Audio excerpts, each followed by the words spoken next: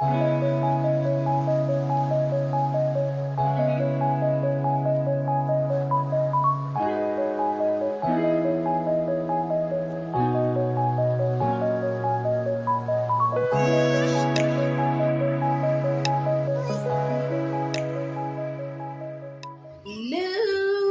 hello, hello, hello, hello.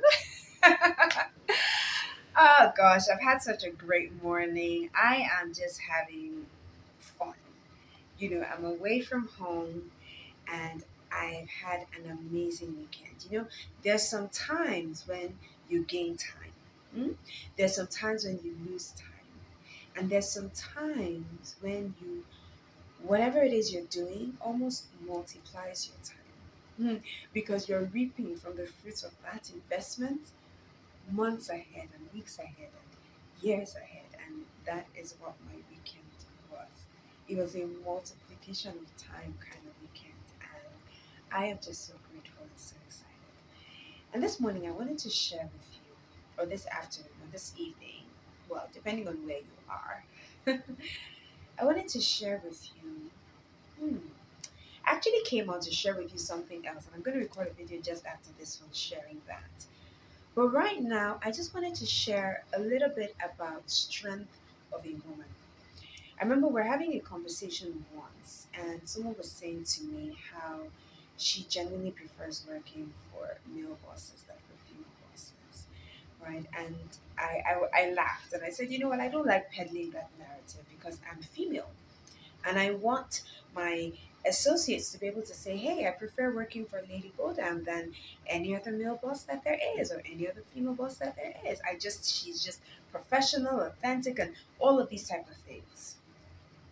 But I also shared an experience that I had, and we had a good laugh about it. But that was not even what I started thinking as I got up, and I do this a lot. So I have conversations in that moment.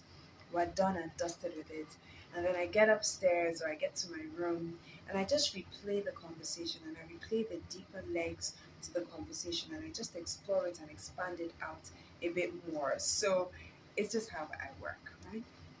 But I got to thinking that sometimes when we say this or when we have this idea of female bosses can be XYZ, it's simply because subconsciously, and it's so subconscious that you don't even realize it's there.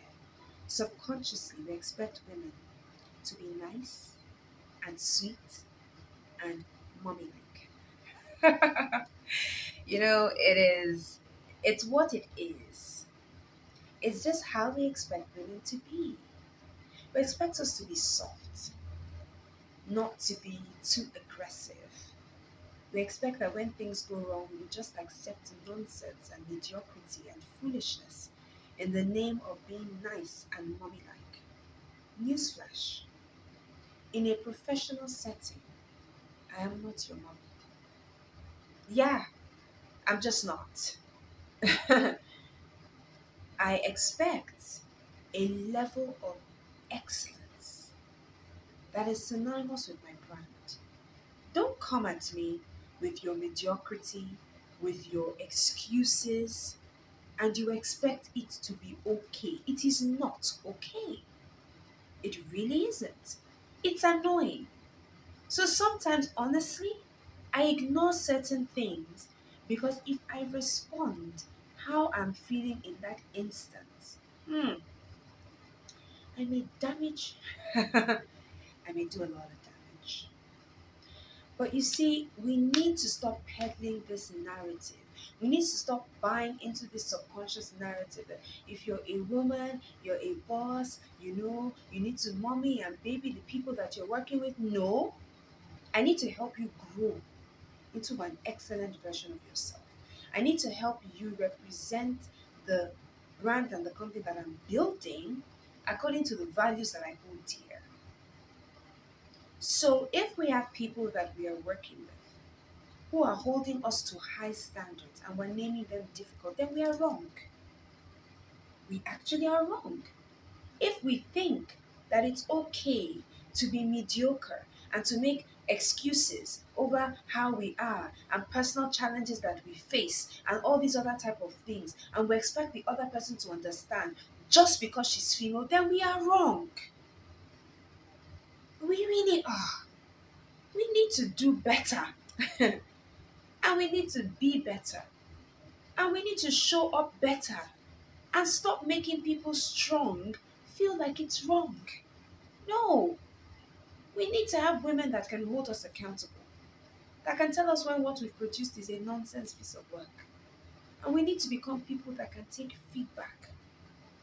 However, the feedback is given, take it, brood on it, ponder it, draw out the lessons from it, throw away the rest, and move on with life. We need to become less emotional and stop over emotionalizing every relationship. And it just came to me so strongly because so many strong women, their intentions have been misrepresented and misinterpreted. So do better.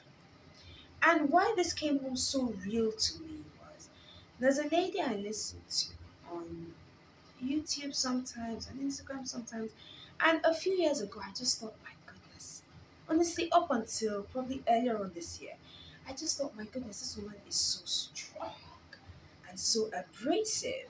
Can't she just mellow down a little? Can't she be more, can't she be softer? Can't she watch what she says more? Can't she be like this? And can't she be like that? And I literally had an encounter where my eyes were open and I was just like, hey, hold on.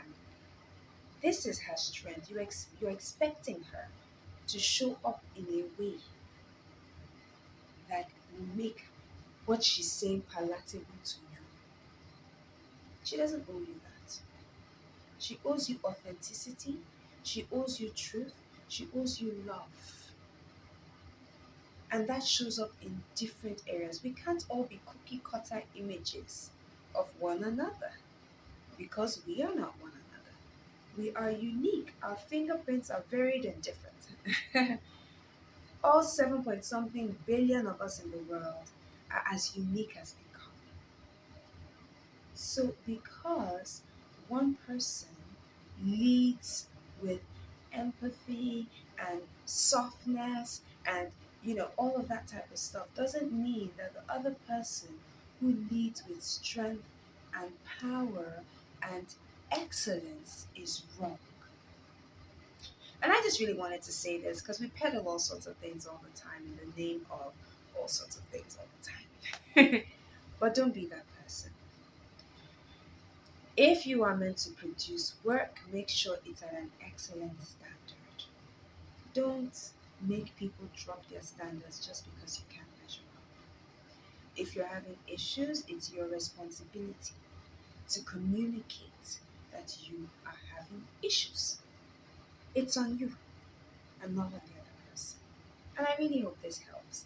It was just been playing so much in my mind, and I've just been thinking, my goodness, we're vilifying so many amazing women who are just trying to do what it is that they want to do and who are trying to change the space that they're in.